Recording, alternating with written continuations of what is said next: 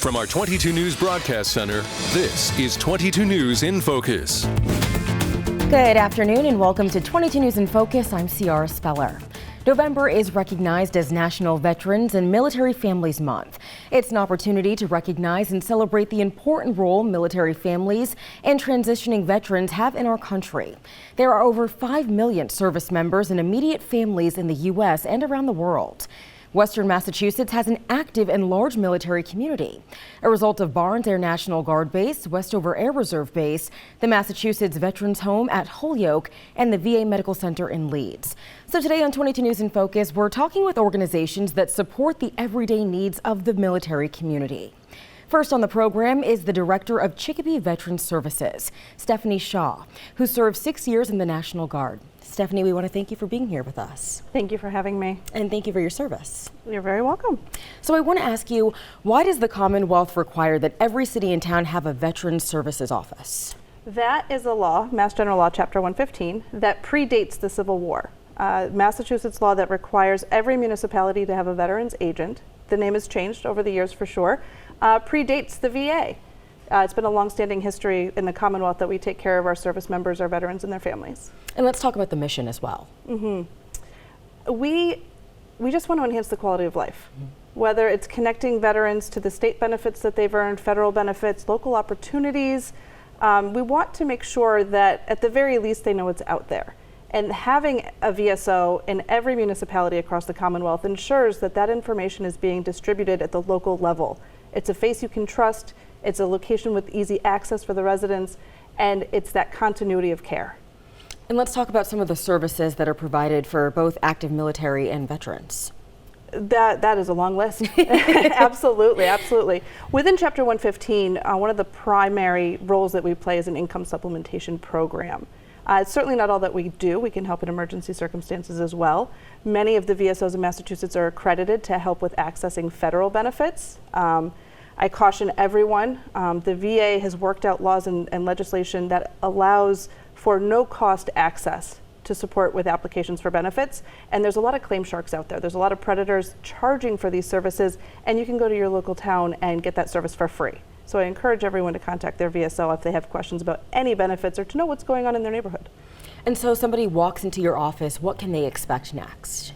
A lobby wallpapered with flyers, upcoming events, resources, programming, a friendly face, and the conversation starts with that military service. How did you serve? Was it active, Guard, Reserve? When did you serve? Peacetime, wartime? Where around the world have you served?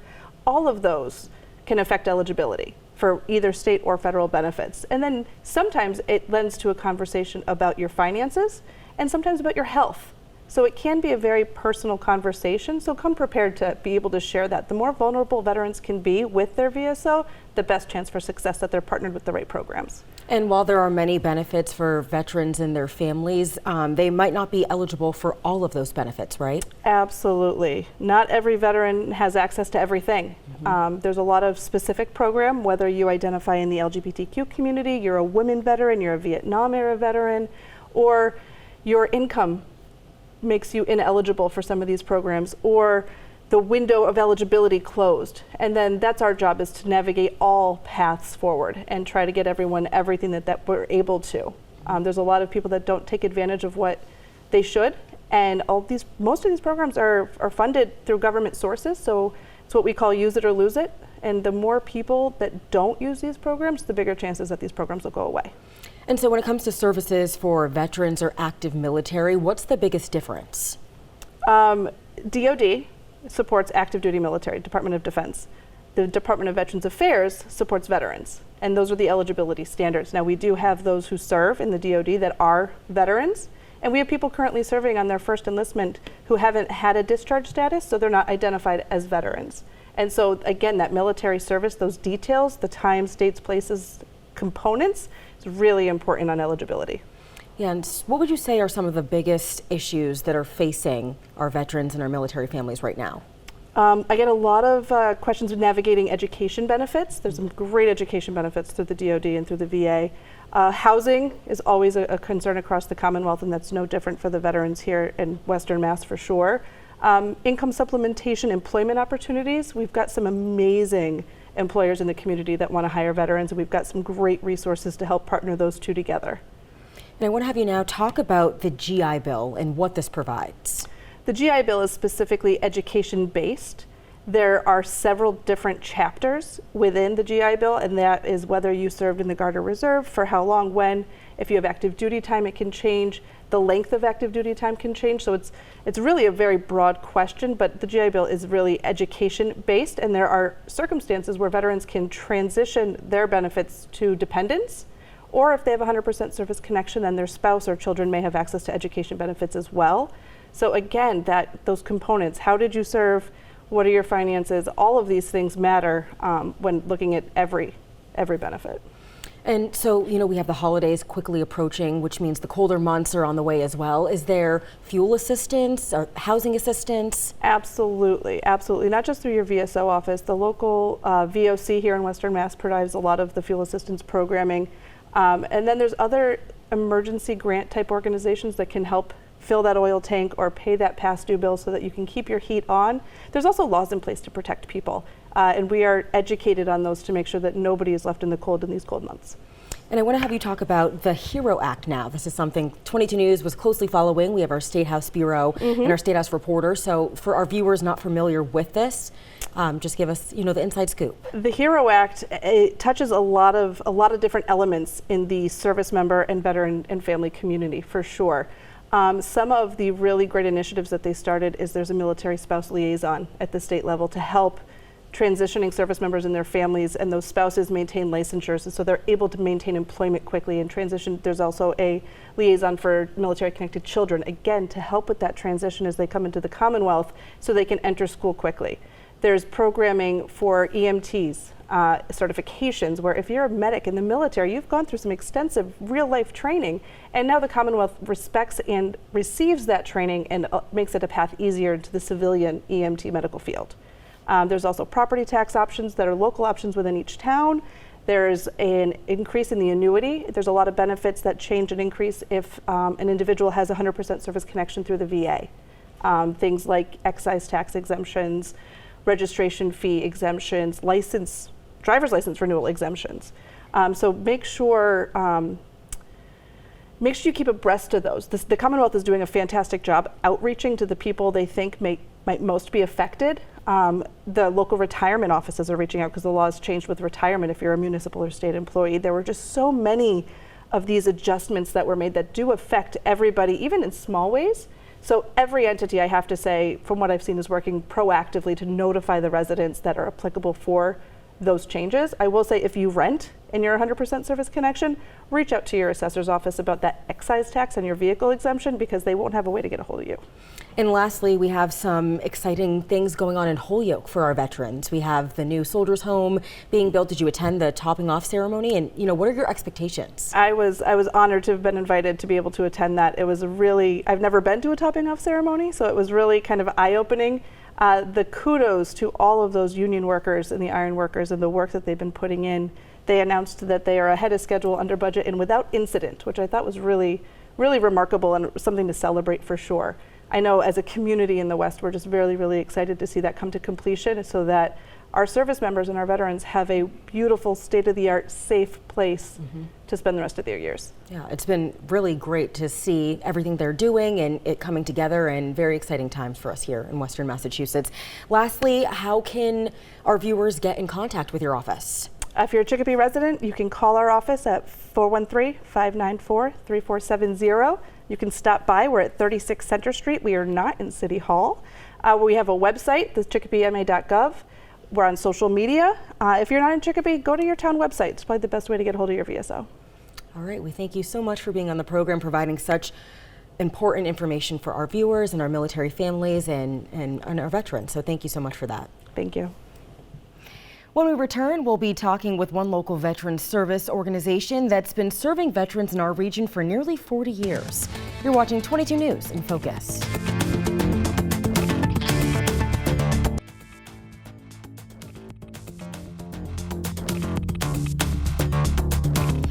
Welcome back to 22 News in Focus. The bilingual Veterans Outreach Centers of Massachusetts began in 1987 as the Puerto Rican Veterans Association. For nearly 40 years, the organization has expanded its programs and services. So joining me now is Gumercindo Gomez, the executive director, who's an accredited service officer and veteran of the U.S. Army, retiring after 20 years of service. Thank you so much. Always a pleasure to be with you. Well, thank you for having me. So let's first talk about some background about the Outreach Center. You know, why was it founded and what's your mission? Well, when I retired back in '86, a group of us Vietnam veterans, Puerto Ricans, got together, and we noticed that our veterans, Puerto Rican veterans, were not being served to the capacity that they should have been served because of the language barrier and the cultural. So we decided to put together what it was called then the Puerto Rican Veterans Association. And we commenced to work with those veterans and helping them in their own language and cultural. They started coming in, and before then we were seeing not just the Puerto Ricans but others, because that was the only outreach center here in Springfield. Yeah, and you just, brought up a really important point that our veterans, they go out, they risk their lives for our country, but sometimes we speak different languages, so why is it important to be able to converse with veterans in the language that they speak? Well, for Vietnam veterans, which were the last group that got drafted into military services, it was important for them, especially when they were into counseling, they were not comfortable or they could not put together what they were feeling from the war. And it was difficult for them to get awarded their PTSD because they were not able to express themselves openly in their own language, and that what made the difference. And so your services, are they just for veterans or are they for the families as well? Our services are for all veterans, family, dependents, and widows. Okay, and widows as well? Yes. Okay. And, what types of programs do you offer? Well, right now, the biggest chunk of programs that we offer is claims. Me, as the president of Vietnam Veterans of America, have 19 national VSOs certified by the VA throughout the Commonwealth. And in my office, I got 5 of them. And right now, I just received the numbers from National. Since January to October, VVA has brought in $96 million in claims money to Massachusetts. And this continues to grow as we do claims. But we don't stop there. We work with the whole veteran. He needs housing, he needs jobs, whatever his need is. If we don't provide those needs there, then we network with other organizations that could provide the services that they're looking for. To include, we got a pantry, and that tells me, or allow them to come in if they need food, pick up food. And as a matter of fact, today I picked up a whole bunch of turkeys. So if you need a turkey, just come down to the vet center. We'll be there to give you one as a veteran. Very good. Everybody deserves to have a wonderful Thanksgiving, so very important, and the need is there as well. Well, we got the turkey and we got the food that goes with the turkey, so come on down. And so what are some of the biggest questions that are coming into your office right now? Well, the biggest question right now is housing, and this is critical. I do have an apartment building with 20 apartments for single veterans. The female veterans with kids are really catching hell, and it's not getting any better for them. Also, I do run a transitional home for homeless veterans that has problems as alcohol, drugs, and other issues, and we bring them into transitional home and work with them for at least 2 years and then transition them to permanent homes. But that is the biggest issue right now, is housing. Housing. And how about the HERO Act? We talked about that during the last segment, but how is that going to impact your services? Well, the HERO Act, it helps our services because there were veterans here, like an individual came out of military service with an other than honorable discharge and was not eligible to access the benefits that Chapter 115 had for them now that is open for them, and we've been able to send those guys to Chapter 115 to get the best interest as any other veteran. So that really helped. And also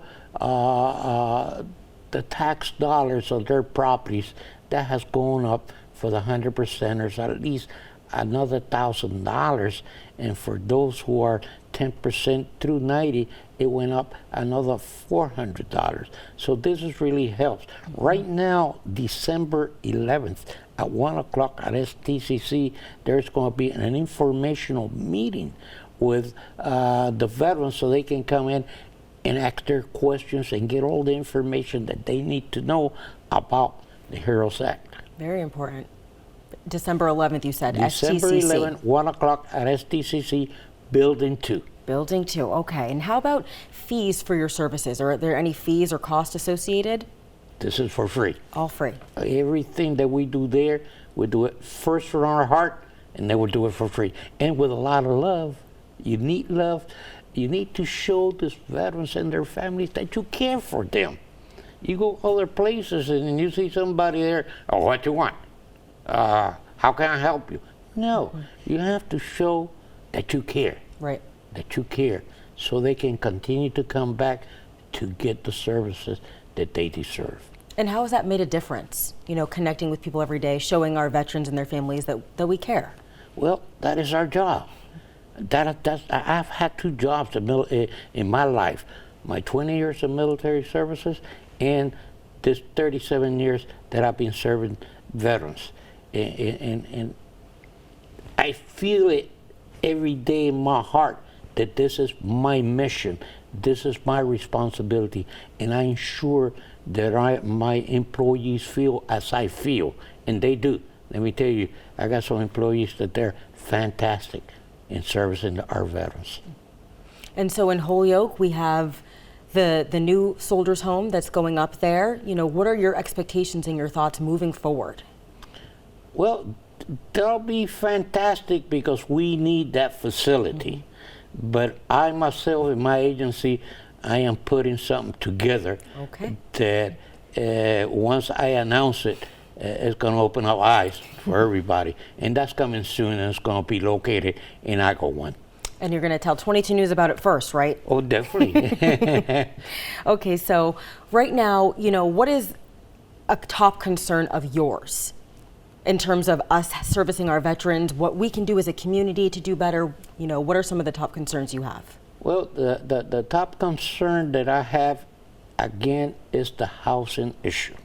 Because I can get them their service-connected disabilities. I can put money in their pockets so they can live a better life. But if they ain't got a place to live, that's not going to help. We need this, the state needs to get more involved in bringing more housing to veterans. And I'm going to be able to do that here next year because I'm bringing 115 apartments for veterans. 115? 115. The agency is buying 2 apartment buildings, one in, I got one and the other one in West Springfield.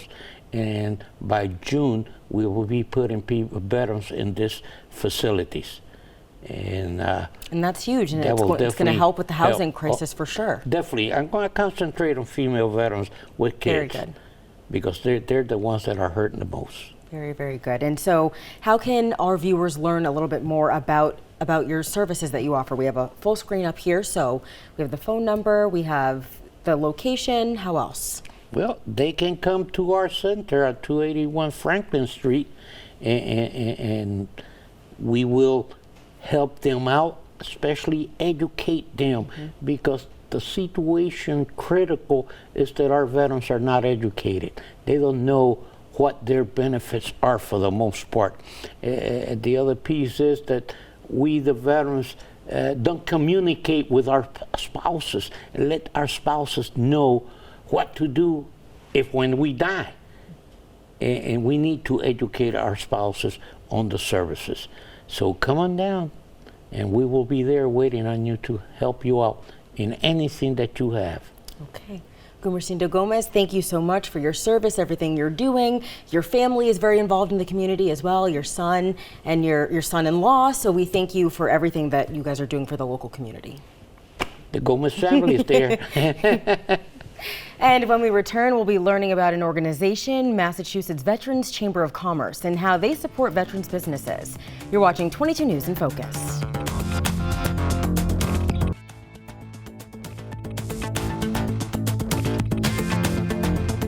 We're back here now with 22 News in Focus, and many entrepreneurs who were in the military say their training in the service prepared them to run their own business.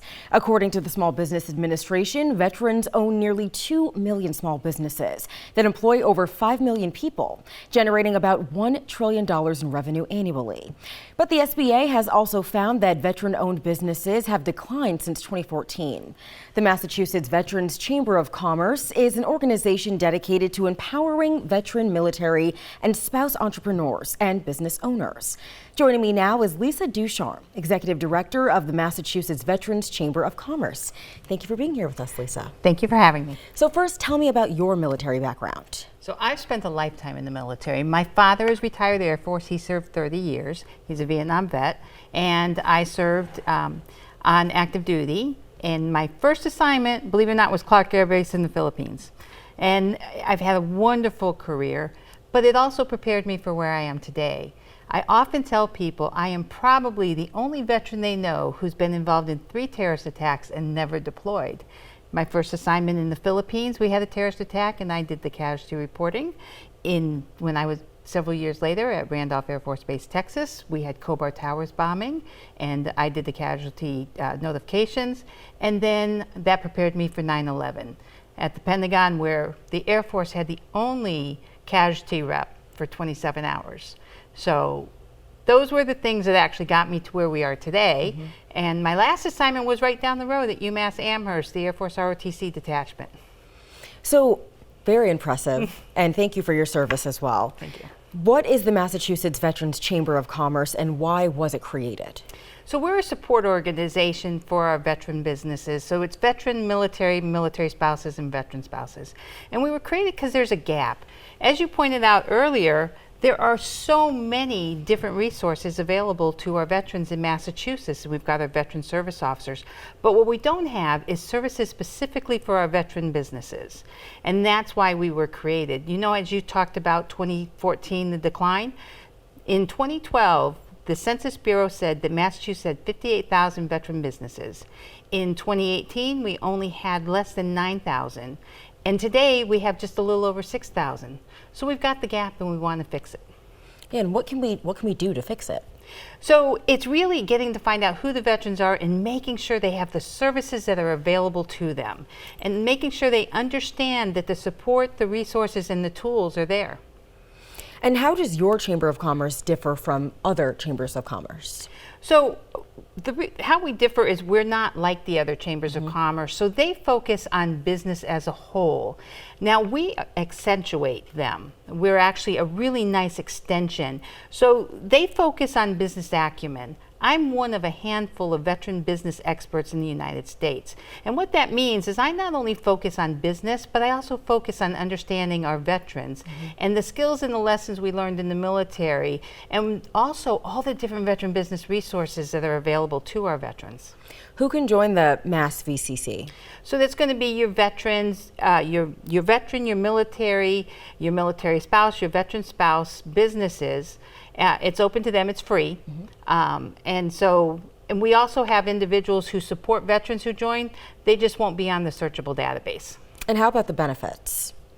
So part of the benefit, and actually one of the biggest ones that most people take advantage of, is Tony Manka, who is our state director. He will actually look, if you are interested in doing state, federal, or corporate contracting, he will actually do a procurement ready. Are you ready to step into the contracting business? And if not, he'll give you suggestions. We also do capability statement reviews, and they also not only have access to the searchable database, but they can also put the blogs out there and they can put their events on the website as well. And how about other types of support that you provide for your members? So we do a morning mission coffee hour every Wednesday morning, because a lot of times you have questions you just don't know who to ask. So they can come on, stay on, or they can leave, and they can ask all types of questions and we answer them. We also provide the tools and the resources that are available and connect them with other resource organizations that help them. And how educational resources? Yeah, I'm huge on education resources. That is big. You know, a lot of times we don't take the time to learn. We're so busy working in our business and not on our business. So we do provide the tools, the resources, workshop trainings, etc., anything they need. And then we also let them know where they can go for whichever types of education resources they need. And so, you know, sometimes you're out walking around, you're shopping, and you happen to look into a storefront and you can see that there's sometimes a sticker that says that this is a veteran-owned business, but sometimes not all veteran-owned businesses have that. So what would you suggest when you're out there in the community, you know, going around to businesses? So I usually tell people to check and ask. Most veteran businesses don't put stickers on their windows, and sometimes they don't even put it in the About Us on their page. But you know, I highly suggest that they put it somewhere and let people know that they're a veteran-owned business. And if they don't, just ask, and if you're looking online, look in the About page and see if they're veteran. And how do you help to promote these veteran-owned businesses? So we have a bunch of different ways. So the recent book that I did, We're Stronger Together, we highlighted 6 of our businesses. I talk about the businesses. If somebody asks about businesses, I'll tell them who's out there. We have a deck of cards coming out next year. We're working on a podcast that's coming out next year, and we'll spotlight our different businesses. And then with the different networking events that we do and host and roundtable discussions, it's all about promoting our businesses. And do you have a newsletter or do you have an email blast, how people can learn more about Mass VCC? So we do have a newsletter. It's on the website underneath resources. Click on the link that says newsletter, but we put one out once a quarter. And how about businesses? How can they become members? So all they have to do is go to massvcc.org and sign up. And, you know, what is something that you're seeing right now from businesses? What are some of the needs? What are some of, you know, things that they're asking questions about the most? So ironically, most of them are having trouble finding clients and customers. Okay. And I think that that's probably going to be everything. So we've been focusing a lot on helping them with education marketing. And one of the biggest things is letting people know you're a veteran. Believe it or not, Yelp actually adjusted their stats because people wanted to know whether or not businesses were veterans. And is there like a directory or a database where people can go and see how many veteran-owned businesses we have in the local area? So they can look on our website, but that doesn't account for all of them. We've got over 6,000, and literally I have less than 150 that are registered on the website. But there's so many different opportunities, and we'll be adding more. And you know, we have small business Saturdays and things like that, so also supporting local veteran small businesses is important. And I always tell them, if they're doing it on social media, put hashtag VetBiz on your social media, because that's the one that the SBA uses to acknowledge the veterans. And how else can our viewers learn more about Mass VCC? They can go to massvcc.org. Do you have Facebook presence, social media presence? So it's slow, but we have it. So we're on LinkedIn, we're on Facebook, so the Mass VCC. And lastly, is there a way for the, veteran business owners to kind of connect with each other and try to help each other a little bit? You know, everybody goes through different problems and highs and lows, so it's probably good for them to network and share their experiences. Yes, and when we host the networking events, them showing up is great, but also if they show up Wednesday morning, we actually encourage them to provide feedback for the questions that come on. All right. We thank you so much for your insight, for your service, for being on the program. Thank you. And what started as one man's way to honor veterans has turned into a national event. After the break, we'll be talking about wreaths across America. You're watching 22 News in Focus.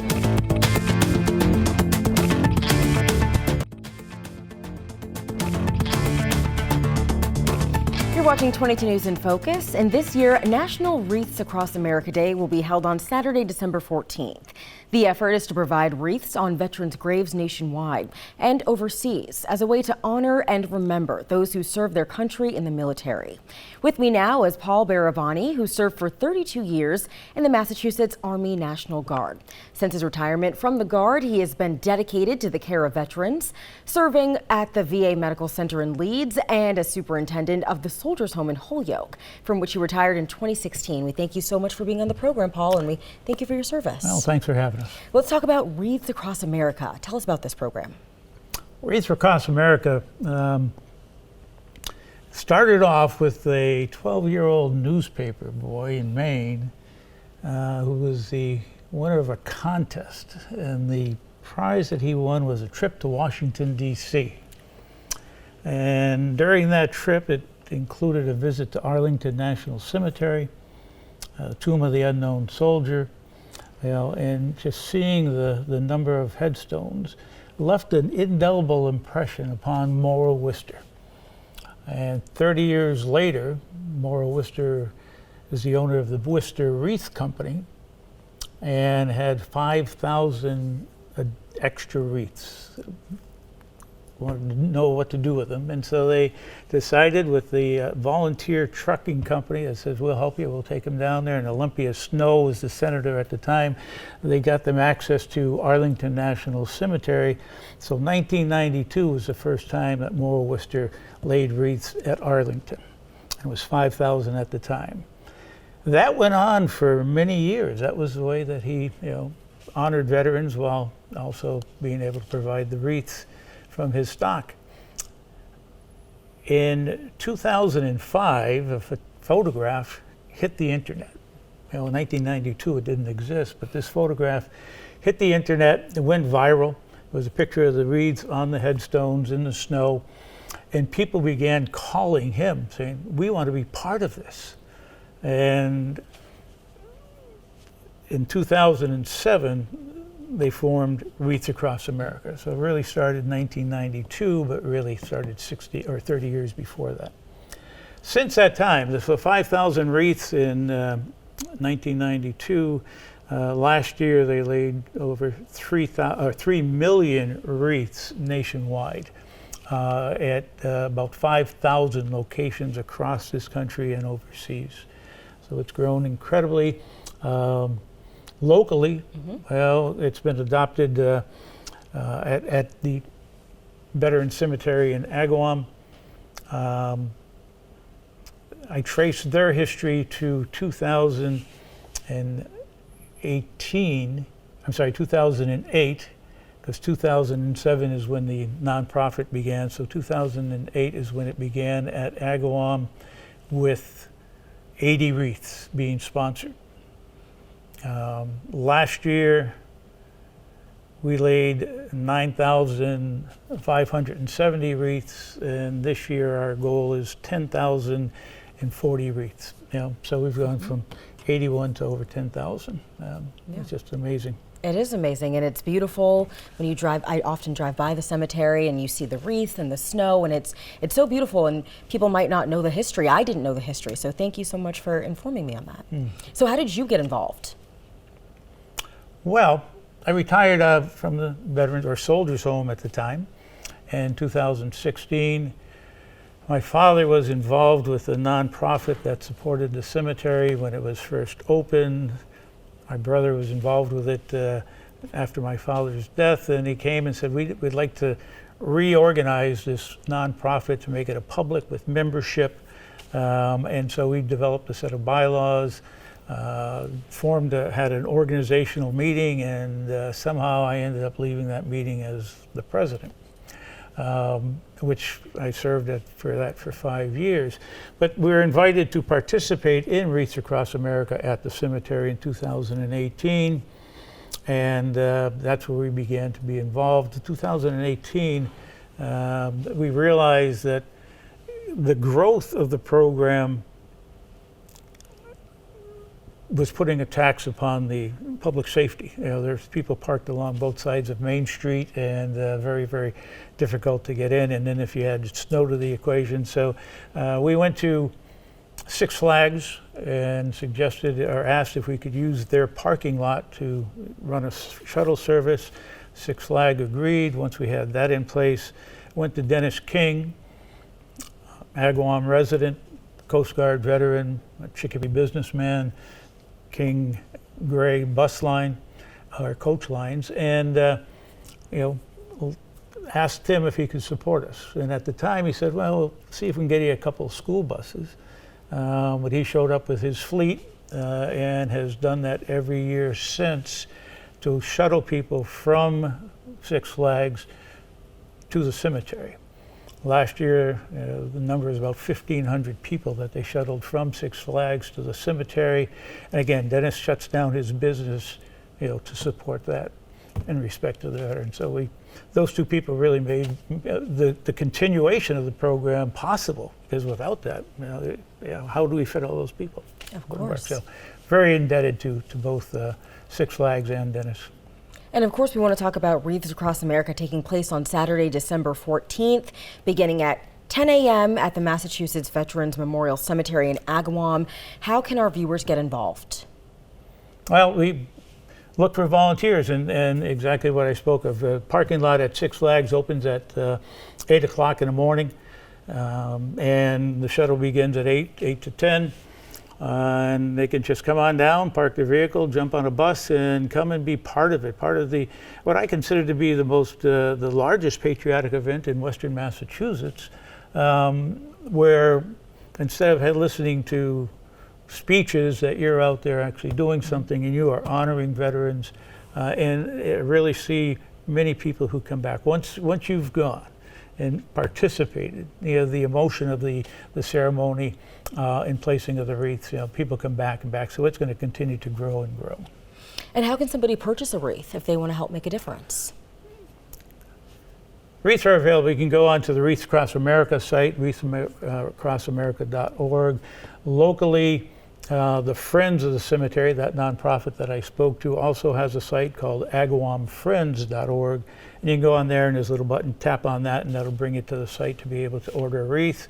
We can take it locally, send checks to Agawam Friends, Post Office Box 03 in Feeding Hills, and that's where our Wreath Across America coordinator, for the Friends, picks up the mail and would process the check for people. So we can do it. And there's also we have a Facebook page as well. So Facebook for the Friends or for the Agawam Cemetery. For the Friends would have QR codes or Venmo that you could process your sponsorship. And you need volunteers? Again, show up that day. That's it. To lay 10,000 wreaths. So you need a lot of hands. Yeah, a lot of hands makes light work. And what's your favorite part about this event? Kids, Seeing no the doubt. kids. Wreaths Across America is remember, honor, and teach, and that teach being to teach the children, much like Moral Worcester as a 12-year-old kid, to understand the cost of freedom. And right there they can see it and be a part of honoring the veterans that have provided us this freedom. And lastly, for our viewers who might just be tuning in, how can they learn more about what you guys do? You can go to Wreaths Across America. The Agawam Friends website, again, talks about opportunities to become involved with supporting the cemetery in many ways, including the Wreaths Across America Day. Okay, Paul. Thank you so much for being on the program. Always great to speak with you. And again, thank you for the history. Not a problem. Thank you. The USO provides more than entertainment to the troops. We'll find out what they offer for active military and their families after a short break. You're watching 22 News in Focus.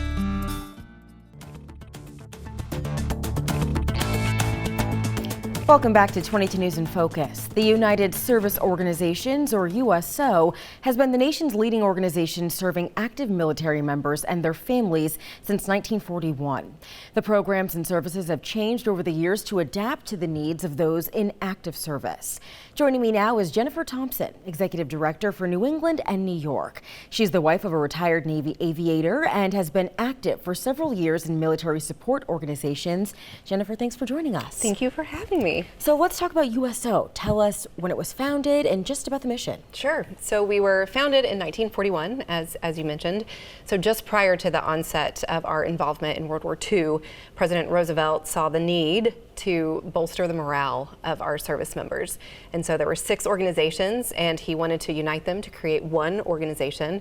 And so that's where the USO came about, to really, again, service that morale for the service members and really take care of the home front. And how is USO funded?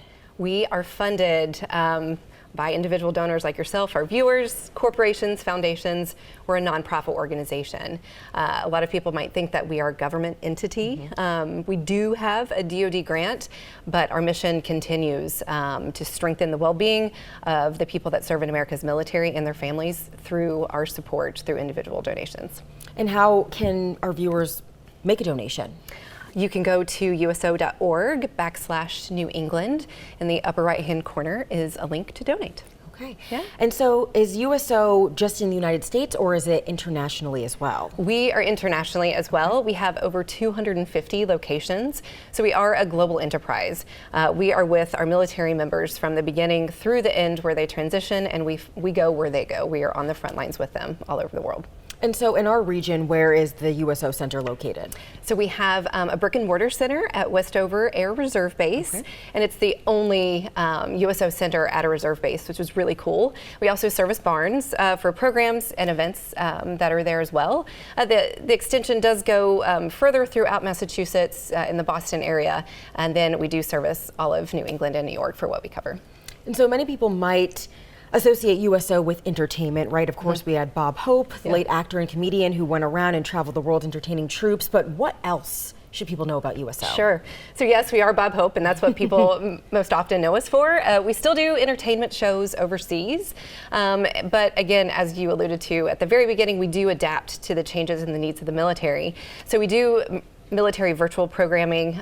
Gaming is really big. I'm showing my age here. I can do Frogger and Donkey Kong, but we do Call of Duty, and we just did a Madden tournament where service members have a chance to win tickets to the Super Bowl with their family, which is really cool.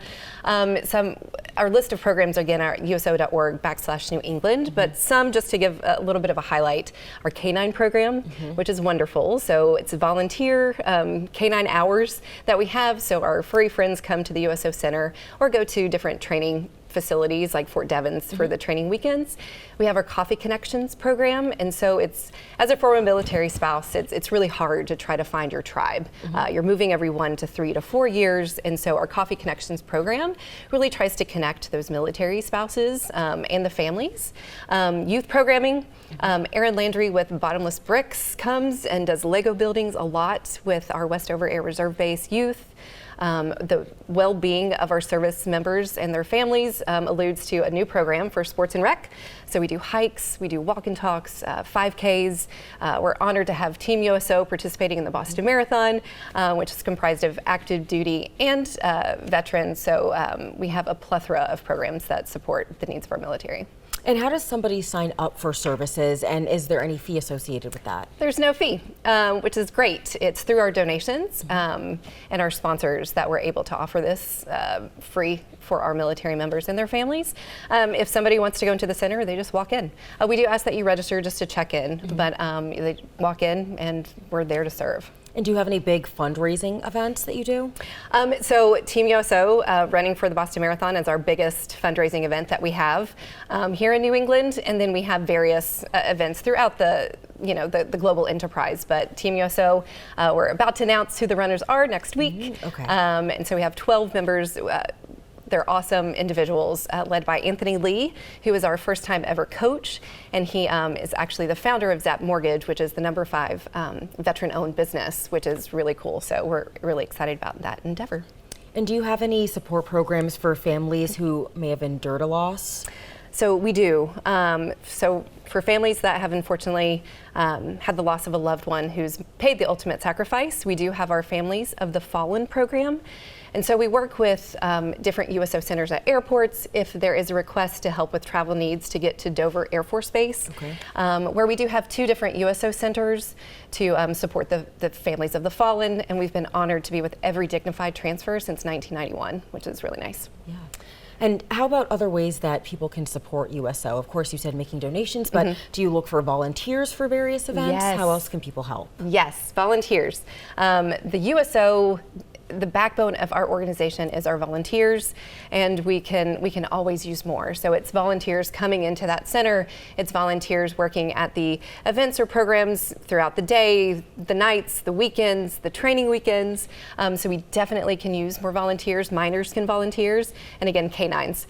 We could definitely use more furry friends to help bring a smile to our military. And any type of furry friend? I have a furry friend that Yes. loves to give hugs and kisses. I might have to ask him what his schedule looks like. Yes, as long as they're trained. Yes.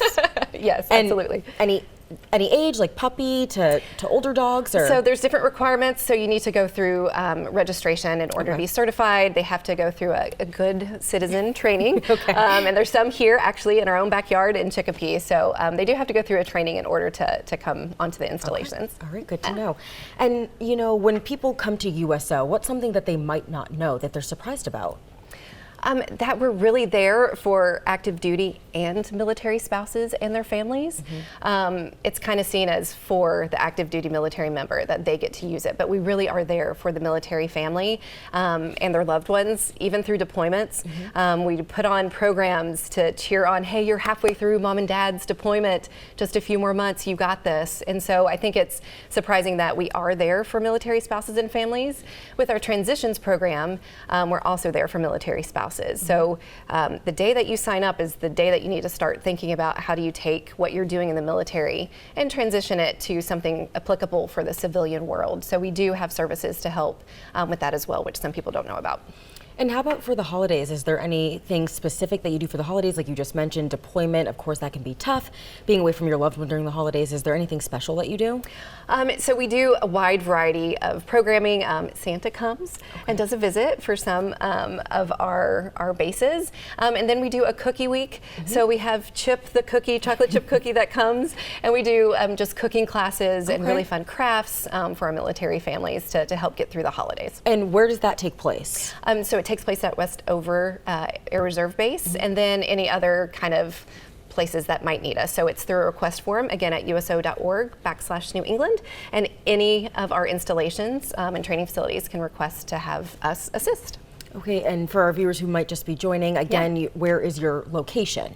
So our brick and mortar center here in Chicopee is at Westover Air Reserve Base. So that's the main one here. But again, we do service all over New England, the 6 traditional New England states. Okay. There's about 46,000 military members just alone in New England. Wow. Yeah. Okay, and we have a full screen as well that provides some information for our viewers. But is there anything else that you want to add that is not included on that screen for our viewers to know? Just again, all of our information is on uso.org/New England. You can find out about how to volunteer, how to donate, what are our programs if you're an active duty member yourself, how to get plugged in and get some of the services that we provide. So check out that website, and it's got our contact information as well, and we're happy to answer any questions. And the holidays are approaching, so of course people can find anything extra to donate. It's going to make a huge difference. Absolutely. So in-kind donations are huge. Snacks, beverages, just to kind of help us get through with our youth programming. Crafts are great. So we definitely are appreciative of any kind of in-kind donations that way. Okay, Jennifer, thank you so much for your insight, and so thanks much for joining us today. Yeah, thanks. And I'll have final remarks after the break. You've been watching 22 News in Focus.